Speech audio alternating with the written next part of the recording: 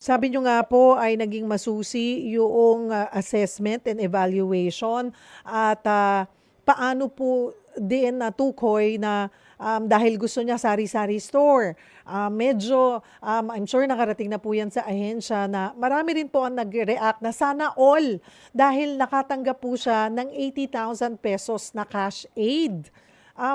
Paano po ba natutukoy kung gaano ka kwalipikado at yung amount din na tulong na ibinibigay po sa isang nangangailangan po? Yes, Cheryl, no, sa DSWD, ang ating mga programa ay may iba-ibang qualification. So, targeted din each program and service that we provide.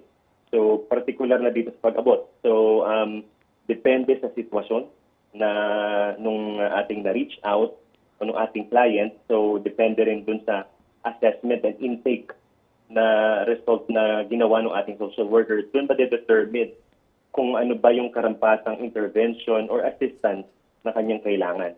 So, ito, malinaw yan na merong mga steps na guidelines, merong mga limits to the amount, minimum and maximum.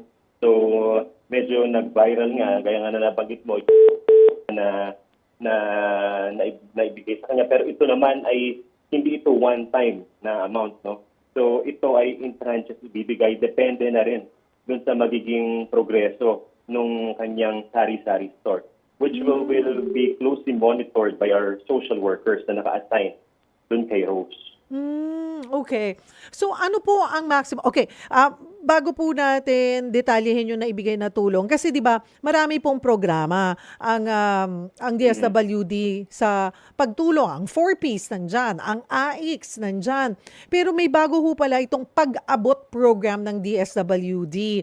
Dito po ipinasok, dito pasok yung sitwasyon, yung naging assessment and evaluation kay Rose dito sa pag-abot program. Siguro can you give us a background muna po about the pag-abot program na sinimulan po ngayong Marcos administration?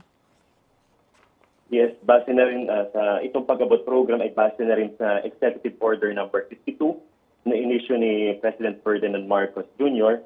So naglalayon ito na ating ma-reach out yung ating mga kababayang nasa lansangan, no? Yung mga street dwellers, yung mga children and families and individuals in street situations para mabigyan sila ng social protection services na naaangkop doon sa kanilang pangangailangan. So meron itong nagbigay tayo ng financial assistance, meron naman doon sa mga gustong mga nag-express na bumalik, like yung mga galing ng probinsya na pumunta dito sa Maynila at nauwi sa pagiging street dweller. So, base sa assessment natin, kung gusto ba nilang bumalik sa kanilang mga pinanggalingang probinsya, we will help them through transportation and relocation assistance.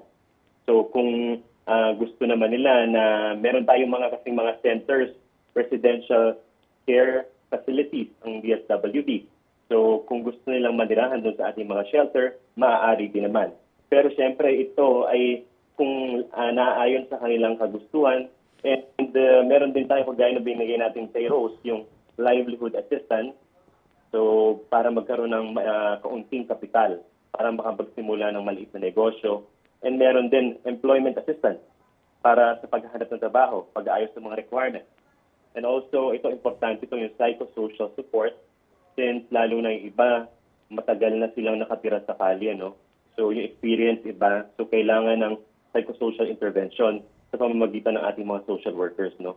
So, ito yung mga iba't ibang interventions and services that we provide through the pag-abot program na specially targeted dun sa mga children, families, and individuals na nasa lansangan, lalo na nga dito sa Kamaynilaan, no?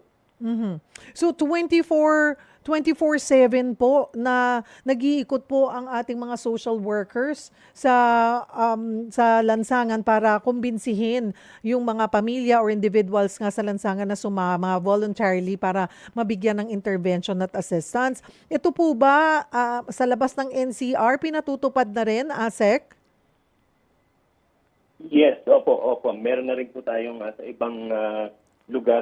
We're trying to also implement itong pag-abot program, lalo na sa mga ibang cities and highly urbanized cities sa mga ibang probinsya. Pero we started this in Metro Manila since dito nga yung nakita natin na may yung concentration ng mga street dwellers. So sa ngayon, as of our latest data, meron na tayong mahigit sa 5,000 pamilya and individuals na na-reach out. No?